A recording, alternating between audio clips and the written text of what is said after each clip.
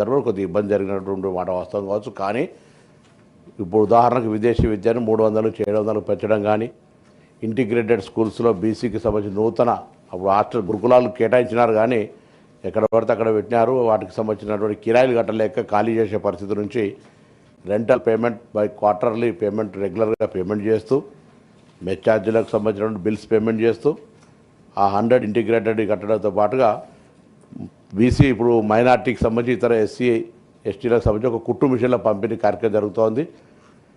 బీసీల పక్షాన కూడా త్వరలో ఒక ప్లాన్ కుట్టు మిషన్లను రాష్ట్ర వ్యాప్తంగా అన్ని 119 నియోజకవర్గాల్లో కుట్టు మిషన్లు బీసీ మహిళలకు ఇచ్చి స్వయం ఉపాధిగా పెరిగే అవకాశంతో పాటుగా ఇటీవలనే మధిర కాన్స్టిట్యున్సీలో ఒక మహిళలు బీసీల మహిళలందరూ కూడా పాడి పరిశ్రమ ద్వారా ఒక పథకాన్ని కూడా లాంచ్ చేయడం జరిగింది. ఆ విధంగా ముందు పైలట్గా తీసుకొని మిగతా కాన్స్టిట్యున్సీలంతా కూడా మహిళలకు బీసీ మహిళలందరూ కూడా పాడి పరిశ్రమను అభివృద్ధి చేసే అంశం కావచ్చు.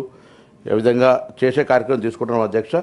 తప్పక గౌరవ సభ్యులు సూచించినట్టుగా డెఫినెట్లీ ఈ ఒక వీలైతే గౌరవ ఉప ముఖ్యమంత్రి గారిని ముఖ్యమంత్రి గారిని కూడా ఆహ్వానించి తొందరలోనే ఇవాళ రేపా ఎట్లా అనేటువంటిది ఈ వీలైనంత తొందరలో సమావేశం బీసీ ప్రజాప్రభుత్వం మొన్న కూడా చెప్పడం జరిగింది. అది బీసీ సప్లాన్ ఇష్యూ కావచ్చు. సప్లాన్ మా మేనిఫెస్టోలో ఉంది.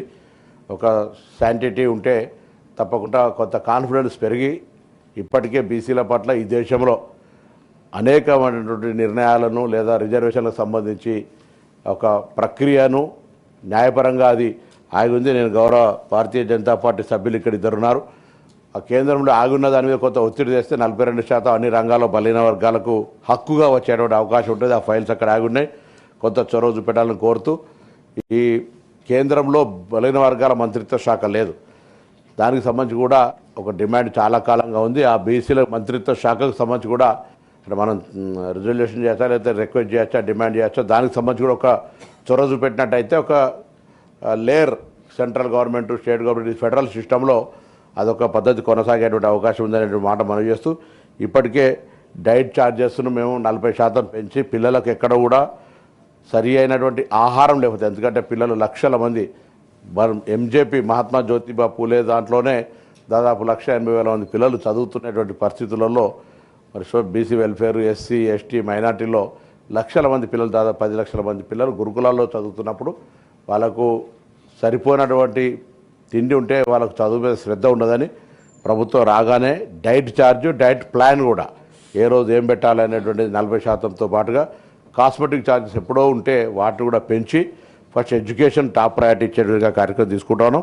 ఇప్పుడు వాళ్ళు చెప్తున్నటువంటి గౌరవ సభ్యులు చెప్తున్నటువంటి ఆవేదన పరిష్కారం కావాలంటే తప్పకుండా ఒక బీసీ ప్రజాప్రతినిధుల సమావేశం జరగాలి. దానికి సానుకూలంగా ఉన్నాం. మా ప్రభుత్వం తరఫున తొందరలో బీసీ ప్రజాప్రతినిధుల సమావేశం పెట్టుకొని దాని ద్వారా సప్లాన్ కావచ్చు, ఇప్పుడు కేటాయించిన నిధులు ఖర్చు చేసే అంశం కావచ్చు, భవిష్యత్తులో బడ్జెట్లో పెట్టేటువంటి అంశాలు కావచ్చు, ఇవన్నీ చేస్తా ఉన్నాం.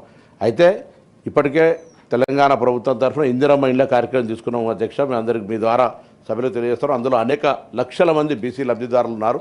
అవన్నీ ఇందులో లెక్కలు రాకపోవచ్చు. కళ్యాణ లక్ష్మికి సంబంధించి 100% బ్యాక్వర్డ్ క్లాసెస్ ఎక్కడ పెళ్లి చేసుకున్నా వాటికి అమౌంట్ గ్రీన్ ఛానల్ ద్వారా పేమెంట్ చేస్తున్నాం. ఇంటిగ్రేటెడ్ హాస్టల్స్ ఉన్నాయి.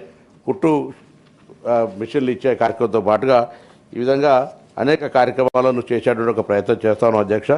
విదేశీ విద్యకు పెంచేటువంటి కార్యక్రమం కావచ్చు, కాటమయ్యకు సంబంధించి కావచ్చు, నేత కార్మికులకు సంబంధించి నేరుగా బ్యాక్వర్డ్ క్లాస్ డిపార్ట్మెంట్కి రాకపోయినా హ్యాండ్లూమ్ సైడ్ వీవర్ సెక్షన్ తరఫున లోన్ వేవ్ చేసి కొన్ని 100 కోట్లు వాళ్ళకు బెనిఫిట్ చేసేటువంటి కార్యక్రమం జరుగుతుంది. ఎక్కడ కూడా అంటే బలహీన వర్గాలకు సంబంధించిన ఏ సానుకూల నిర్ణయం తీసుకోవాల్సి వస్తే ప్రభుత్వం మొత్తం క్యాబినెట్ 100% ఆ ప్రతిపాదనలు ఏకగ్రీవంగా ఆమోదింపజేసి బలహీన వర్గాల పట్ల సానుకూలంగా ఉండేటువంటి విధానాన్ని ప్రభుత్వం తీసుకుంటుందనే మాట తమరి ద్వారా గౌరవ సభ్యులందరూ తెలియజేస్తూ